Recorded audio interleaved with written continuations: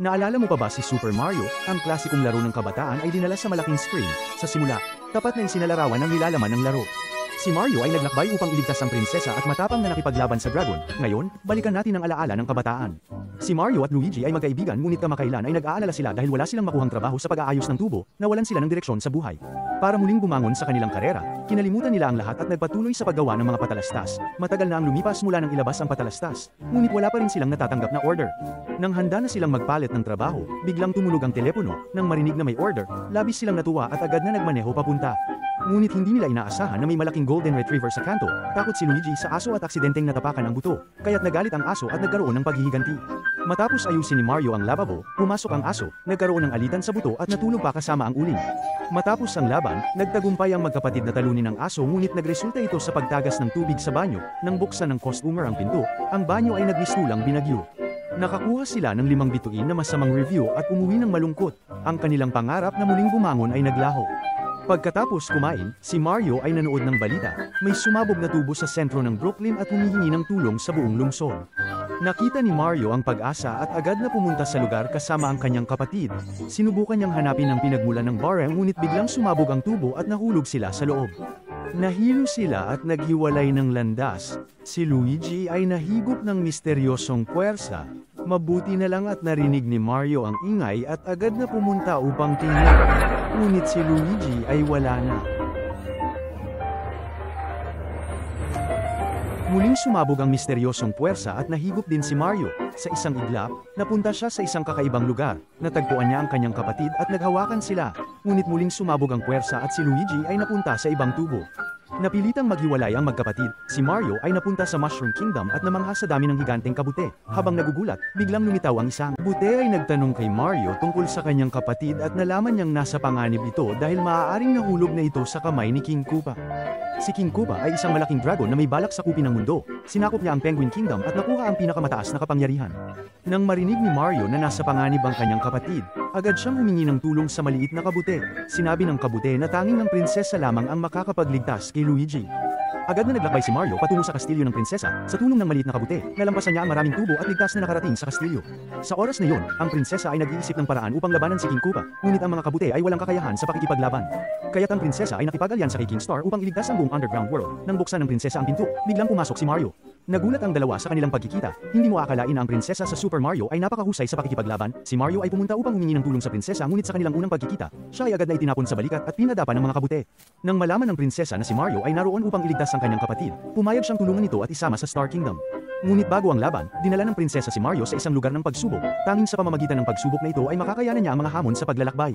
Nakita ni Mario kung paano magaan na nalampasan ng prinsesa ang mga hadlang at mabilis na nakaiwas. Sa pagsasanay, madali niyang nalampasan ang mga piranha plant at nakaiwas sa mga lumilipad na bala. Sa ganitong paraan, matagumpay na nakarating ang prinsesa sa dulo. Nang makita ito ni Mario, nawalan siya ng kumpiyansa. Agad na binigyan siya ng prinsesa ng isang magic mushroom na nagpalaki sa kanya at nagbigay ng lakas. Sa wakas, puno ng kumpiyansa, sinimulan ni Mario ang kanyang paglalakbay. Ngunit sa unang pagsubok, siya ay nabigo at nahulog sa dagat, agad na bumalik sa kanyang orihinal na anyo. Ngunit hindi siya nawalan ng pag-asa, paulit-ulit siyang sumubok, mula umaga hanggang gabi, hanggang sa pagsikat ng araw. Sa wakas, malapit na siyang makarating sa dulo ngunit dahil sa sobrang yabang, siya ay kinagat ng piranha plant. Bagaman hindi siya nagtagumpay sa pagsubok, malaki na ang kanyang pagunlad, nagpa siya silang magpatuloy sa paglalakbay. Bago umalis, dumating ang kanilang ikatlong kasama, ang maliit na kabute. Ipinagmamalaki niyang siya ang tagapagtanggol ng prinsesa at nais niyang sumama sa paglalakbay, kaya't nagsimula na silang maglakbay sa mga bundok at ilog. Matapos tawilin ang disyerto at bundok, sa wakas ay nakarating sila sa Star Kingdom at nakilala ang hari. Ngunit nang ailahad ng prinsesa ang kanyang kahilingan, tinanggihan ito ng hari. Ang hari ay mayabang at hindi naniniwala na ang prinsesa ay karapat-dapat na makipaglaban sa kanya. Nang mukhang wala na silang magagawa, lumabas si Mario at nagsabing hindi sila aalis hanggat hindi nila nakukuha ang hukbo. Ang hari ay nagulat at sinabing kung gusto nila ang kanyang hukbo, kailangan nilang talunin ang kanyang anak sa isang laban.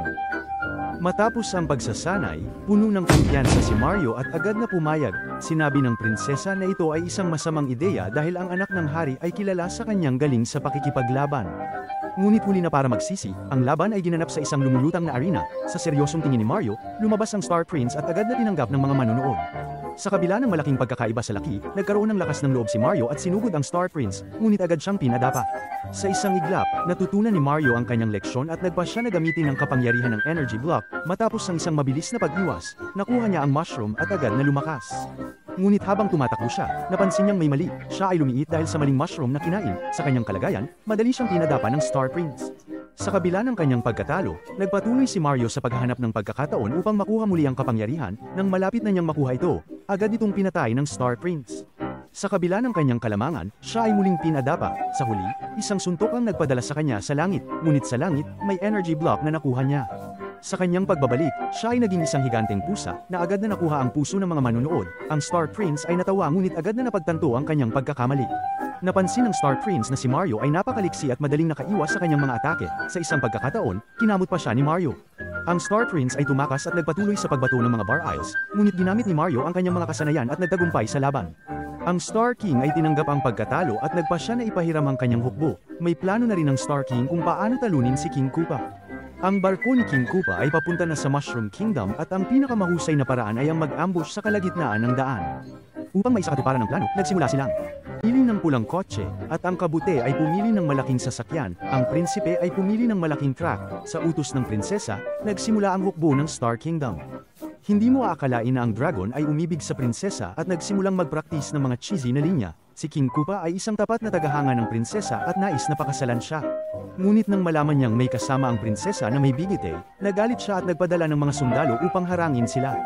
Ang mga sundalo ay nagmaneho ng mga cart at nakipaglaban kay Mario. Ang mga sundalo ay naglunsad ng mga pag-atake ngunit si Mario ay nakatakas sa tulong ng prinsipe.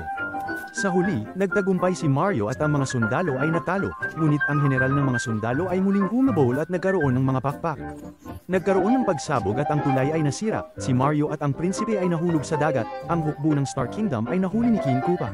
Ang prinsesa at ang kabute ay nakatakas pabalik sa Mushroom Kingdom. Sa huli, ang kabute ay nagdesisyon na lumaban. Nagdesisyon ang kabute na lumaban kay King Koopa upang protektahan ang kanilang tahanan.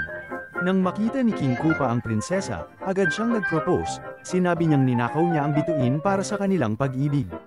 Ngunit nang hindi ito gumana, ginamit niya ang kabute bilang panakot upang pilitin ng prinsesa na pakasalan siya. Walang magawa ang prinsesa kundi pumayag.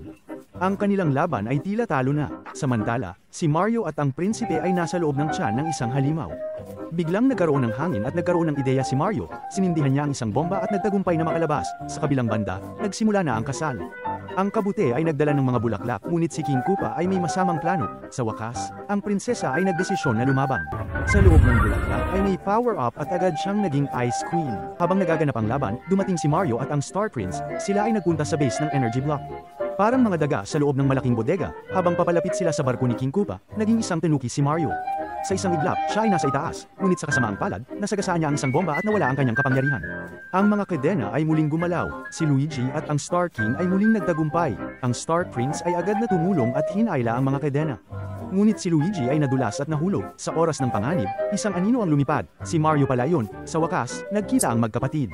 Ngunit bago pa sila makapagdiwang, nakatakas si King Koopa. Galit na galit siya at naglunsad ng isang malaking missile mula sa barko upang sirain ang Mushroom Kingdom. Agad na lumipad si Mario at inakay ang missile sa isang portal upang sumabog ito sa walang laman na espasyo. Bagaman ligtas ang Mushroom Kingdom, nagdulot ito ng kakaibang paglalakbay. Bumalik si Mario sa mundo ng tao, ngunit ang barko ni King Koopa ay dumating din. Ang pinakamataas na bituin ay lumitaw sa kalye ng Brooklyn. Si Mario ay handang lumaban ngunit hinarang din siya ni King Koopa. Nang mawala ang energy block, si Mario ay natalo at nagtago sa isang sulok. Nang siya ay nawalan ng pag-asa, nakita niya ang ad na ginawa nila. Ang salitang iligtas ang Brooklyn ay nagbigay sa kanya ng lakas ng loob.